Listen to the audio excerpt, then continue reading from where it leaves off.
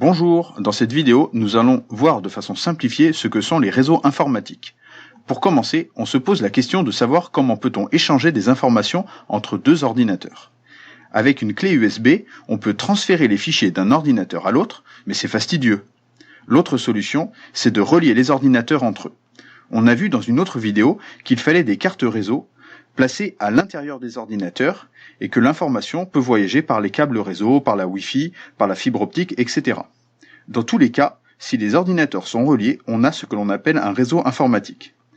Bon, là c'est bien beau, mais on n'a que 2 prises réseau. Mais comment fait-on pour relier plus de 3 ordinateurs? Eh bien la solution, c'est d'utiliser un commutateur, une sorte de prise multiple réseau. On va pouvoir brancher 1, 2, 3, 10 ordinateurs, et même une imprimante réseau, ou encore un serveur informatique. Très pratique, car les données qu'il contient seront accessibles par tous les ordinateurs du réseau. On peut également connecter un point d'accès Wi-Fi qui permettra de relier des portables, tablettes, smartphones en Wi-Fi. Le réseau que l'on a ici s'appelle un réseau local.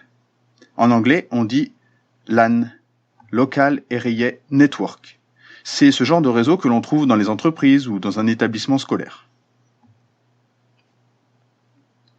Dans le cas où on a un deuxième réseau local assez proche que l'on souhaite connecter au premier. Comme il s'agit de 2 réseaux différents, il faut passer par des appareils appelés routeurs, qui vont permettre d'interconnecter les réseaux entre eux. Ici, on a ce que l'on appelle un réseau urbain. On dit Metropolitan Area Network en anglais. À la maison, on possède également un réseau informatique.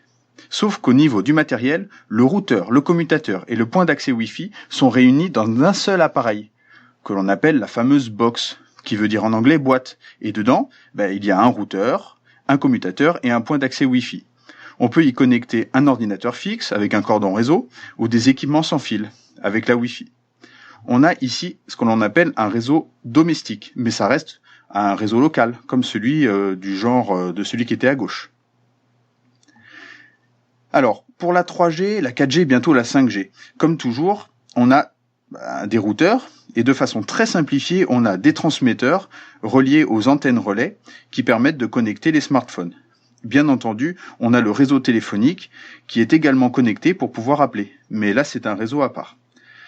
Donc cet ensemble, c'est ce que l'on appelle le réseau mobile. Et alors Internet dans tout ça, qu'est-ce que c'est ? Eh bien, les réseaux comme ceux-là, il en existe des millions sur Terre. Il n'y a qu'à ajouter celui du voisin, par exemple, auquel il faut ajouter les réseaux des très nombreux sites web, comme par exemple Wikipédia, Google, etc. Et pour relier tous ces réseaux entre eux, il y a répartis sur la planète de très nombreux routeurs.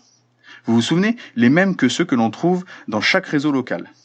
Et tous ces routeurs et ces réseaux sont interconnectés entre eux. Et là, on a ce que l'on appelle le réseau étendu, The Wide Area Network, la toile mondiale. Vous l'aurez compris, c'est ça Internet, le réseau des réseaux, qui nous permet d'échanger des informations, des messages, des pages web d'un bout à l'autre de la planète, et tout ça en quelques secondes. Voilà, maintenant vous en savez un peu plus sur les réseaux. Merci d'avoir écouté et à bientôt.